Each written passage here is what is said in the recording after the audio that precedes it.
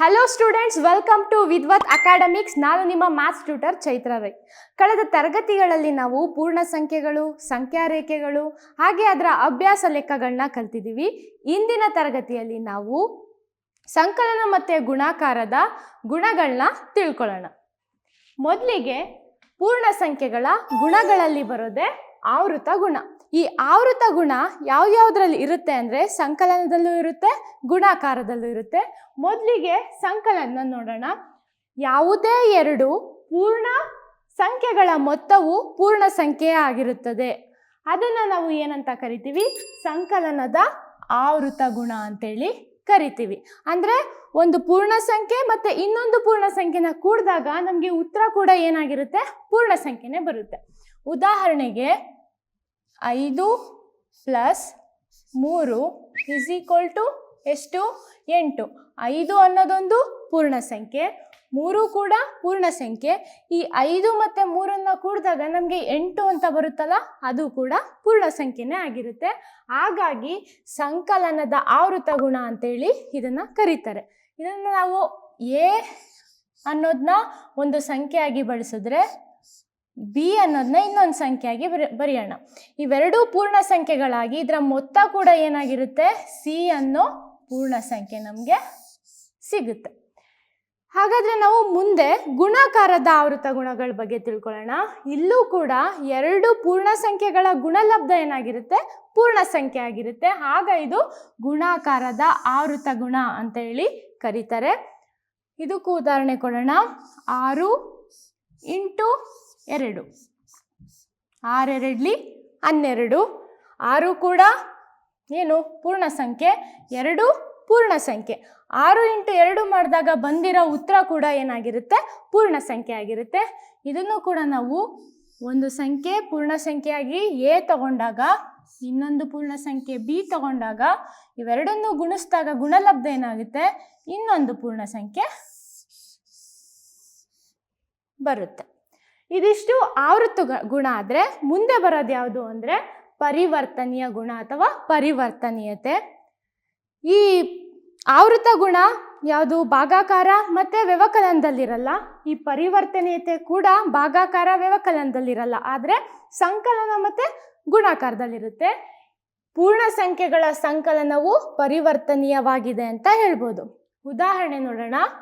4 + 3 = 3 + 4. ಪರಿವರ್ತನೀಯತೆ ಅಂದ್ರೇನು? ಸಂಖ್ಯೆಗಳ ಅದ್ಲು ಬದಲು ಮಾಡಿದಾಗಲೂ ನಮಗೆ ಉತ್ತರ ಏನಾಗಿರಬೇಕು? ಒಂದೇ ಬರಬೇಕು. ನಾನಿಲ್ಲಿ 4 + 3 ಅಂತ ಬರೆದು ಇಲ್ಲಿ ಸಂಖ್ಯೆಗಳನ್ನ ಸ್ಥಾನನ ಅದ್ಲು ಬದಲು ಮಾಡಿದ್ದೀನಿ.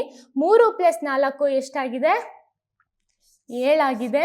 4 + 3 7 ಆಗಿದೆ. ಅಂದರೆ ಎ + ಬಿ = ಬಿ + ಎ. ನಾವು ಹೇಳ್ಬೋದು ಸಂಕಲನ ಒಂದು ಪರಿವರ್ತನೀಯವಾಗಿದೆ ಅಂತ ಹೇಳ್ಬೋದು. ಮುಂದೆ ಗುಣಾಕಾರಕ್ಕೆ ಬಂದಾಗ ಪೂರ್ಣ ಸಂಖ್ಯೆಗಳ ಗುಣಾಕಾರವು ಕೂಡ ಪರಿವರ್ತನೆಯಾಗಿದೆ. ಉದಾಹರಣೆ ತಗೊಳ್ಳೋಣ. 2 × 3 = 3 × 2. 2 3 6, 3 2 6. ಇಲ್ಲೂ ಕೂಡ ನಾವು ಒಂದು ಸಂಖ್ಯೆ ಎ ಅಂತ ತಗೊಳ್ಳೋಣ, ಇನ್ನೊಂದು ಸಂಖ್ಯೆ ಬಿ ಅಂತ ತಗೊಳ್ಳೋಣ.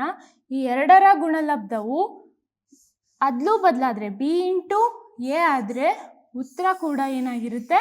ಒಂದೇ ಆಗಿರುತ್ತೆ.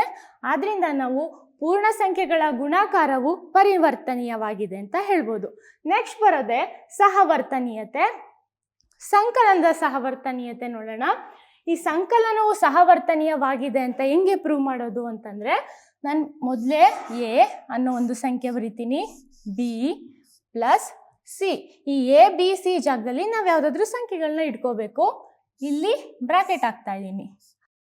A + B + C. ನಾನು ಇಲ್ಲಿ ಬ್ರ್ಯಾಕೆಟ್ ಹಾಕ್ತಿದ್ದೀನಿ, ಇಲ್ಲಿ ಈ ಕಡೆ ಬ್ರ್ಯಾಕೆಟ್ ಹಾಕಿದ್ದೀನಿ, ಇಲ್ಲಿ ಇದ್ರ ಮಧ್ಯ ಬ್ರ್ಯಾಕೆಟ್ ಹಾಕಿದ್ದೀನಿ.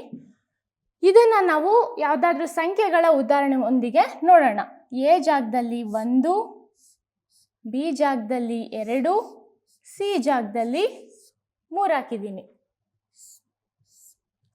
ಹಾಗೆ ಇಲ್ಲೂ ಕೂಡ ಎ ಜಾಗದಲ್ಲಿ 1, ಬಿ ಜಾಗದಲ್ಲಿ 2, ಸಿ ಜಾಗದಲ್ಲಿ 3. ಉತ್ತರ ನೋಡೋಣ. 1 + 2 + 3 = 5 = 1 + 2 3 + 3. ಆಗ ಇಲ್ಲೂ 6 ಆಗುತ್ತೆ, ಇಲ್ಲೂ 6 ಆಗುತ್ತೆ. ಏನು ಉತ್ತರ ಏನಾಗಿರುತ್ತೆ? ಸಮ ಬಂದಿರುತ್ತೆ. ಹಾಗಾದರೆ ನಾವು ಹೇಳ್ಬೋದು ಸಂಕಲನವು ಸಹವರ್ತನೀಯತೆ ಆಗಿದೆ ಅಂತ ಹೇಳ್ಬೋದು. ಮುಂದೆ ಬರೋಣ. ಪೂರ್ಣ ಸಂಖ್ಯೆಗಳ ಗುಣಾಕಾರವು ಸಹವರ್ತನೀಯತೆಯನ್ನು ಹೊಂದಿದೆ ಅಂತಲೇ ಹೇಳ್ಬೋದು.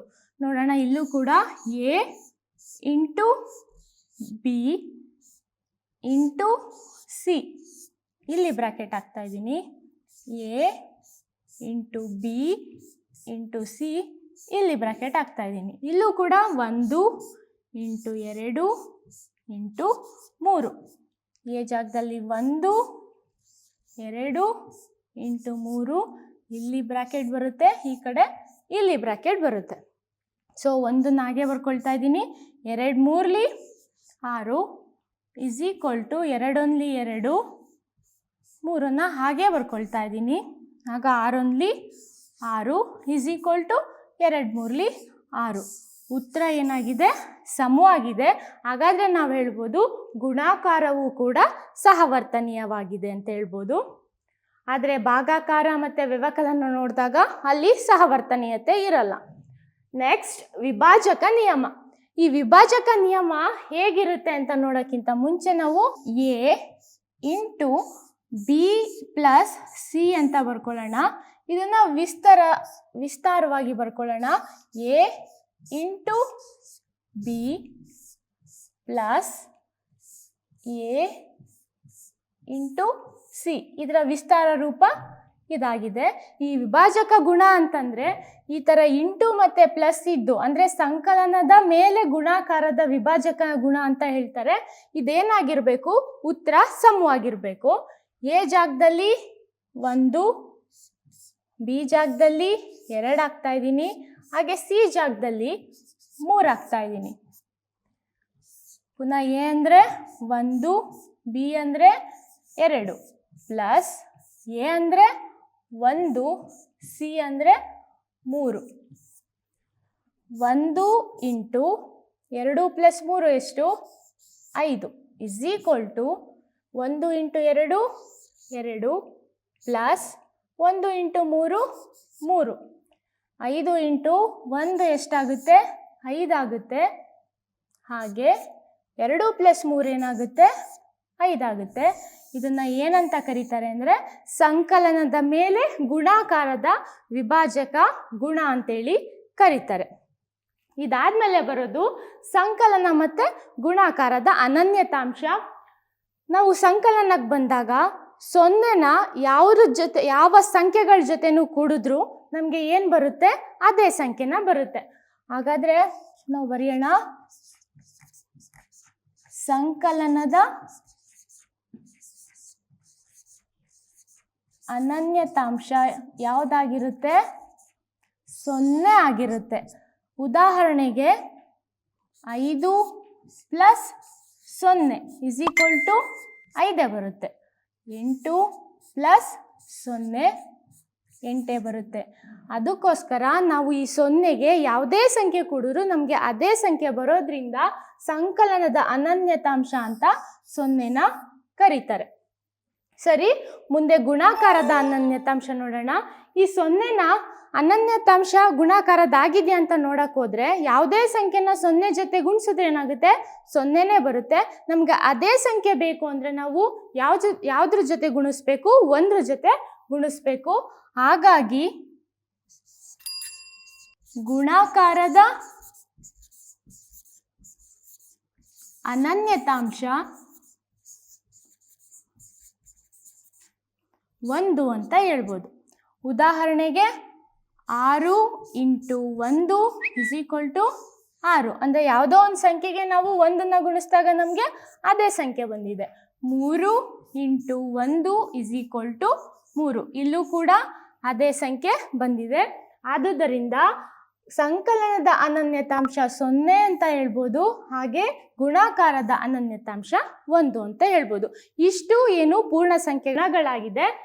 ನಾವು ಈ ವಿಡಿಯೋ ನಿಮಗೆ ಇಷ್ಟ ಆದಲ್ಲಿ ಇನ್ನೂ ಹೆಚ್ಚಿನ ವಿಡಿಯೋಗಳಿಗಾಗಿ ನಮ್ಮ ವಿದ್ವತ್ ಆ್ಯಪ್ನ ಸಬ್ಸ್ಕ್ರೈಬ್ ಆಗಿ ಶೇರ್ ಮಾಡಿ.